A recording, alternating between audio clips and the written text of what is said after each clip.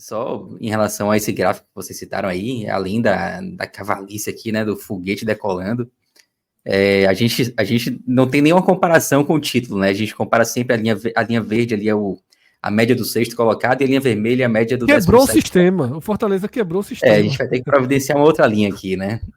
E em relação a essa linha verde, o Fortaleza já tá ali 9 pontos acima, né? É uma diferença brutal. Isso significa que o Fortaleza hoje tem 9 pontos a mais que a média de pontuação do sexto colocado na 21ª rodada, né? O Fortaleza tem 21 jogos. Então, está comparando com a 21ª rodada. É uma diferença, assim, enorme, né? Mostra a distância do Fortaleza em relação àquela briga ali de G6, né? O Fortaleza está muito acima disso. E Cássio trouxe aí essa projeção de 72 pontos. Projeção, assim, diria bem realista, porque se a gente projetar o aproveitamento atual do Fortaleza chegaria à 38ª rodada com 76 pontos. Ou seja, 4 a mais do que essa projeção de Cássio, né, que vai aos 72. Ali na projeção ajustada, que já leva em conta o aproveitamento em casa e o aproveitamento fora de casa, o Fortaleza chegaria ali a quase 73 pontos, né, 72,8, que é uma pontuação altíssima. Pontuação de campeão brasileiro em 5 oportunidades desde que o campeonato passou a ser disputado por 20 clubes em pontos corridos. Pedro, só para que todo mundo entenda, tá? Esse gráfico, nessas projeções que Pedro trouxe, a projeção que ele diz que é a projeção atual para 76 é pegando o aproveitamento do Fortaleza e aplicando nos 17 jogos que faltam. A projeção ajustada é pegando não só o aproveitamento bruto do Fortaleza, mas pegando o aproveitamento do Fortaleza em casa, o aproveitamento do Fortaleza fora, aplicando nos jogos que terão em casa, aplicando nos jogos que terá fora, e aí faz essa projeção ajustada que é mais real, porque ela condiz mais com o tipo de campanha e por onde os pontos vieram até aqui. Então, explicado isso, Pedro, porque nem todo mundo, às vezes a galera está pegando o nosso bonde já em movimento, pode seguir. Show, maravilha. E aí só um detalhe, mais uma explicação em relação a isso, né? A pontuação do Fortaleza, ela cai porque o Fortaleza tem mais jogos em casa já realizados do que fora, né? Ou seja, ele vai fazer mais jogos agora fora de casa. Aliás, Fortaleza, a gente pode até olhar aqui daqui a pouco, Fortaleza é um dos que tem a maior diferença, se não a maior diferença. É o recorte que eu citei, 3 dos próximos 4 são como visitante. Porque até então o Fortaleza tem 3 jogos a mais como mandante, né? E aí vamos lá, o Fortaleza tem mais jogos a realizar fora de casa, mas o Fortaleza está longe de ter uma campanha ruim como visitante também, né? É o 8º colocado ali, se a gente separar apenas os jogos como visitante. Então, é uma campanha acima, a campanha de primeira página, né? Em relação aos jogos como visitante. E aí, vou puxar aquilo que o Fred pediu agora, que é da comparação aí com campanhas semelhantes. Não sei nem se vai ter, viu, Fred, alguém com 42 pontos, porque quando a gente começa a avaliar essas pontuações mais elevadas, a gente às vezes perde um pouco das referências. 42, né? Eu mostrei aqui no sábado, Pedro. Tem? Eu até mostrei 42 a 51, né? Que foi a pontuação máxima com 21 rodadas. Foi o... Pois é, temos 4 exemplos nesse caso, né? E aí, vou botar aqui o que o Fred pediu também, que é um intervalo de posições para apenas a primeira posição, algo inédito por aqui. Mas nesse recorte ninguém foi campeão, né? eu vi ali. Nesse São recorte 2 vice-campeões, um terceiro e um quarto, né, Pedro? E aí tem pontuações interessantes ali, né? O São Paulo com 70. 70 é uma pontuação baixa para título, né? E eu acho que só teve um exemplo. Já aconteceu. O Flamengo 67. Foi campeão com 67, no Clássico 2009. Mas tudo isso mas eu acho que é o único, pré... né? Exatamente. Tudo isso é pré... Esse momento de Flamengo e Palmeiras bilionários, assim. Era antes dessa explosão. Mas, se eu não me engano, Cássio, ano passado o Palmeiras foi campeão com 70. Palmeiras com 70. Mas a partir de uma pipocada, né? Que foi a do Botafogo. Exato. De forma geral, o Santos chegou a ser vice-campeão com pontuação de campeão de outros anos, pô. Isso, 2019. A pontuação média para título é 77. Então, pensando que puxada pelo Flamengo 2019. Se você excluir o Flamengo 2019, cai um pouquinho. O Flamengo 2019 esticou essa corda demais aí. É porque assim, é claro, o Flamengo mais ainda, mas é porque nos últimos anos a gente está vendo Palmeiras e Flamengo bater o próprio Atlético Mineiro, que foi campeão em 2021, né? Em 2021 também foi uma pontuação bem alta. 84. Mas aquela média por posição, hoje o primeiro colocado, que é o Botafogo, ele tem uma pontuação que é pareado com campeonatos que tiveram uma pontuação de 72, 71, um 70 baixo, entendeu? Um 70 baixo. Pedro, então vamos passear aí um pouco, né, pelo Power BI, pelo gráfico do Bahia, aquele mesmo gráfico que a gente analisou, o Fortaleza com projeções, né, de pontuação, para a gente ir desenhando. Cássio, se você tiver até com o FMG aberto aí, a gente faz a mesma coisa que a gente fez pro Fortaleza. A projeção ajustada seria 60 pontos, né, Pedro? 60 pontos e meio, 60 pontos, né? Você está falando de Libertadores, 60, né, 61. Isso, Libertadores, Cássio. Libertadores, falando rapidamente aqui, Fortaleza tem 95,7%. Vou falar os dois cenários, tá? 95,7%, Botafogo 93,8%, Flamengo 83,3%, São Paulo 72,8%, Cruzeiro 71,4%, Palmeiras 64,1%. Só esses 6 tem mais de 50%. Aí o sétimo é justamente o Bahia, que já cai para 35,4%. Em termos de pontuação, a probabilidade de pontuação a Libertadores, Minhoca falou que tem que ser o ideal acima de 95%. 95, isso. Pronto. Com 60 pontos são 92,4%. O de 60 para 61 a diferença está grande. 60 pontos dá 92,4% de chance. 61 pontos já só para 97%, que é a margem minhoca, né? A margem minhoca, então, seria de 61 pontos. 61 pontos é curioso. O Fortaleza provavelmente vai bater isso, tá? Mas nenhum nordestino conseguiu fazer 60 pontos até hoje. A gente até faltou dizer isso do Fortaleza. O Fortaleza vai destruir a marca, que a marca ainda é aquela de Vitória em 2013 e Sport em 2015, embora o Fortaleza tenha sido o 4º lugar em 2021, mas foi com uma pontuação menor do que os 59 de Vitória, 5º lugar em 2013 e Sport 6º lugar em 2015. E, no caso, o Bahia precisa já ultrapassar uma barreira que nenhum nordestino conseguiu, mas quando ele conseguir isso, provavelmente o Fortaleza já vai ter conseguido antes, né? Porque a tendência é que o Fortaleza chegue aos 60 pontos antes. Mas, enfim, é só para fazer esse ponto. Nenhum nordestino conseguiu 60 pontos até hoje. O Bahia precisará disso para ir para a Libertadores, embora seja no limite, e o Fortaleza tende a passar muito dessa margem. E aí, Pedro, o gráfico mostra justamente esse limite, né? A linha de pontos do Bahia encontrando a linha verde da média do sexto, né, Pedro? Justamente, o Bahia já estava ensaiando cruzar essa linha verde, né? Na medida que ficou 5 jogos sem vencer. Na rodada passada, o Bahia aparecia abaixo da linha verde, embora muito próximo. A projeção do sexto colocado era 33,17, a do Bahia era 32. E agora o Bahia volta a ficar acima da linha verde, né? O Bahia tem 35 pontos com a linha verde no 34,5. Então o Bahia está bem próximo dessa linha verde, que levaria aos 60, 61 pontos, que é justamente esse ponto da tabela que Cássio mencionou aí. Acho que o grande porém assim, do Bahia, né, é que esse aproveitamento, 53%, ele foi construído no primeiro turno, né? E o recorte mais recente é de um aproveitamento muito mais baixo. Os sites que Cássio mencionou aí, por exemplo, levam em consideração isso, né? Os jogos mais recentes normalmente têm pesos maiores do que os jogos anteriores. Então, o Bahia conseguir atingir essa projeção que a gente está colocando aí de 60 pontos e meio, ele teria que manter o aproveitamento do campeonato inteiro, né? E que não foi o aproveitamento desse recorte mais recente. Então, o Bahia precisa levar o seu aproveitamento recente para conseguir voltar a essa projeção.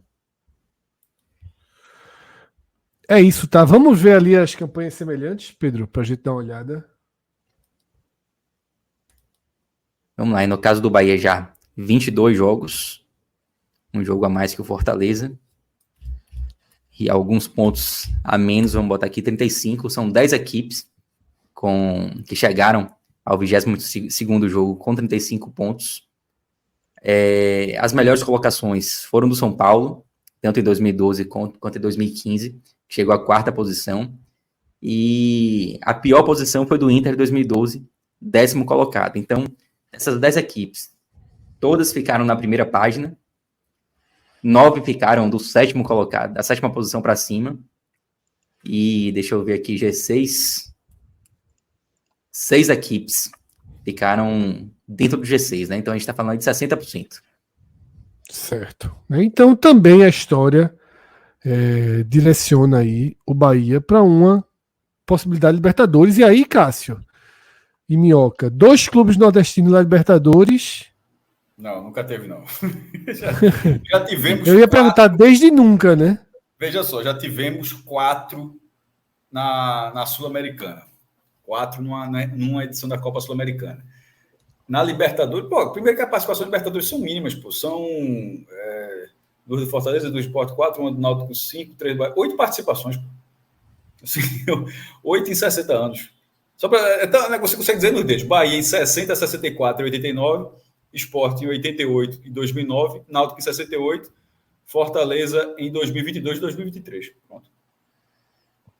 O que, já dando spoiler, vai ter jornalistazinho dizendo tá muita vaga. É muita vaga, né? Muita vaga. Né? Porque isso tá no desenho de acontecer, viu? O problema é que não será muita vaga. Essa é a briga mais gostosa de entrar toda vez que acontece ano. Porque é sempre, Minhoca, já que falou, é sempre a mais fácil de você encontrar contradição. Né? É sempre a mais fácil. É só ver aquela zona de rebaixamento no começo do ano, quando teve não tinha debate para dizer que era para reduzir vaga de. Não, mas eu deixei bem claro. Aliás, não era nem acho que era para reduzir vaga, né? Não, era para reduzir vaga. Não, é para reduzir o tamanho do campeonato. 20 é muita coisa. Tava o Z4 com Grêmio, Fluminense, Vasco e Corinthians. Aí eu disse, eu estou esperando aqui, estou aqui atento, como telespectador, ao debate sobre o tamanho do brasileiro. Eu acho que está grande. Viu? Dizem que está grande, tem que ter, mas obviamente, eu deixei spoiler. Obviamente, não teve. Agora, no futuro breve, quando tiver um outro perfil de clube, aí alguém vai votar. Mas aí eu vou lembrar, aí deixar muito, muito claro, que é muito evidente assim. Eu acho beira a cara de pau, como os caras. Total, pô. Acho que todo mundo é otário, sei lá, não sei porquê. Só para dar uma noção, cara. Não sei como é que os caras vão para cima desse argumento, considerando que quando tem determinada composição eles não falam. O Corinthians, pela composição financeira que ganha todo ano, né, de dinheiro, ele tem metade dos pontos do Fortaleza. Se somar hoje o Corinthians e o Fluminense, a pontuação dos dois, não dá o Fortaleza. Estamos falando de um atual campeão de Libertadores, que briga na parte de cima, né, tá tendo dificuldade esse ano. Então, é assim, cara, é reconhecer às vezes que vai abrir vaga, assim, e agora se exige muito mais de clubes fazendo coisas certas, entendeu? Se tem o Corinthians passando por problema, nada de SOS Corinthians, não. Que a boia, ele tem que ir atrás da boia. Né? Eu fico pensando se a galera queria que o Brasil tivesse a mesma quantidade de vagas do Uruguai, que tem 3 milhões de habitantes. Assim. O Uruguai tem 3 vagas na Libertadores para 3 milhões de habitantes. Assim. O Brasil tem uma vaga a mais do que a Argentina, que tem 1/5 da população do Brasil. Assim, se você falar assim, a Argentina tem 6 clubes, não é exagero. O Brasil tem 7, Mas esse choro não deve ter esse ano, não. Porque o Fortaleza ficando entre os 4, e vamos dizer que o Bahia fique em 6º, os caras, na verdade, vão olhar assim, graças a Deus que é inchado. É inchado. Porque senão, os deles não entravam. Que nem são as últimas vagas, né? Porque são as últimas vagas. Porque uma coisa é Bahia e Fortaleza entrar como se fosse, tipo, a última e a penúltima vaga. Aí os caras olham assim, ó, os patinhos feios aqui, pô. Não era nem pra estar entrando no clubinho. Mas quando você entra de primeira classe, a turma vai ter que olhar assim e aceitar, pô. E pode ser de classe econômica também, tem problema não, meu irmão. Pode ser uma vaga. Não tem esse papo. Veja, eu discutir a quantidade de vagas do Brasil na Libertadores, discutir o tamanho do campeonato, tudo isso é válido. O que sempre me irrita profundamente é que sempre acontece quando o jogo andando, né? E é quando o jogo tá andando, pô. O contexto, né? O contexto de times. E eu acho, isso é uma coisa tão ridícula, porque assim, é óbvio que é legal ver, por exemplo, o Boca Juniors vir jogar no Nordeste, a Vera mesmo, a competição oficial, River Plate, Estudiantes. Todo mundo que vem enfrentar o Fortaleza. Pois é, queira ou não, cara, isso é também uma maneira de... Porque assim, você imagina para um time argentino, velho, vamos ter que atravessar o Brasil inteiro. Minhoca, os times argentinos que costumam disputar torneios estão internacionais... descobrindo o Nordeste. O São Paulo disputou uma Sul-Americana, uma final sul-americana com o Tigre. Tigre é desse tamanho dentro de Buenos Aires, assim. O Grêmio, o Quilmes, final com o Lanús, né? O Grêmio contra o Lanús. Não, o Lanús já foi vice da Libertadores, já ganhou o Campeonato Argentino, porque na Argentina a gente ganha, tem lá os torneios que tinham 2 campeonatos argentinos por ano, o Lanús já foi campeão argentino, mas é a torcida muito reduzida, mas já foi vice da Libertadores. O Quilmes, que já pegou os times de Córdoba. Assim, se você for colocar, será que na Argentina ficam enchendo o saco? Pô, tá muita vaga, viu? O Tajeres está indo jogar, o Quilmes está indo jogar. Será que os caras lá ficam enchendo o saco assim, com esse negócio mesmo? E eu acho que é ótimo para a nossa região, assim, porque...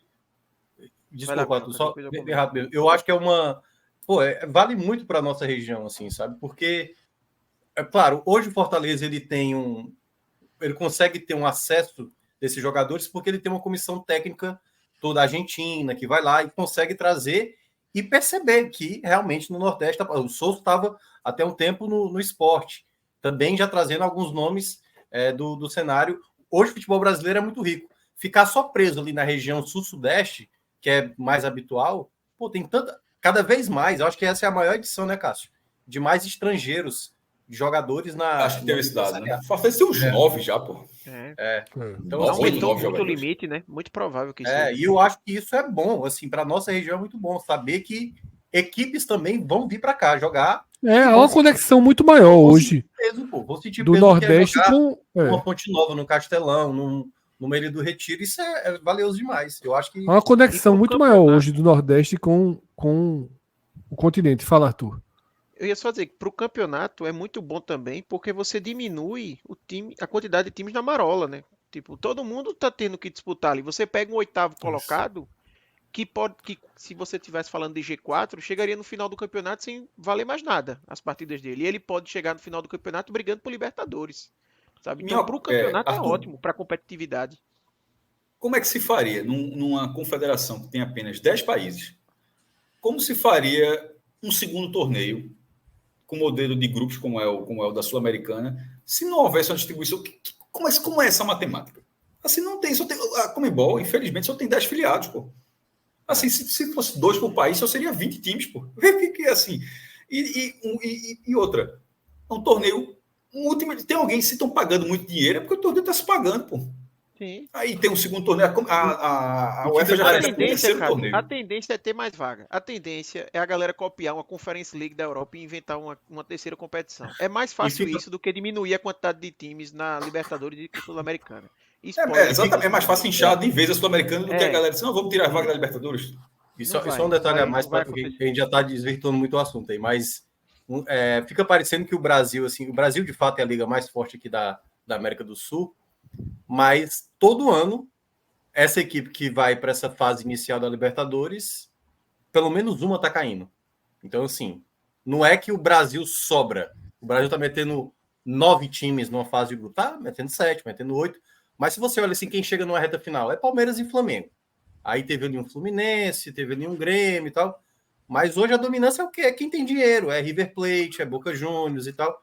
E as equipes da Argentina, elas são muito mais oscilantes. Hoje, realmente, a predominância na América do Sul é Palmeiras e Flamengo. Isso pode ser só um momento, pô. Nos anos 70, se não me engano, ganharam 7 ou foram 8 de todas as competições, pô. Então, o Bi do Boca, o bicampeonato do Boca, o Tetra do Independiente, teve um título do Estudiantes e assim, os caras fizeram uma arrasta de Libertadores. Assim, será que é um momento, de repente, um momento agora do Brasil? Tanto é que até hoje o Brasil continua tendo menos títulos de Libertadores que a Argentina. Sim. Ainda está remando para ver se chega. E é isso, vão se acostumando aqui que o que tudo indica, Libertadores será um tema recorrente desde a reta final de 2024, aí entrando por 2025.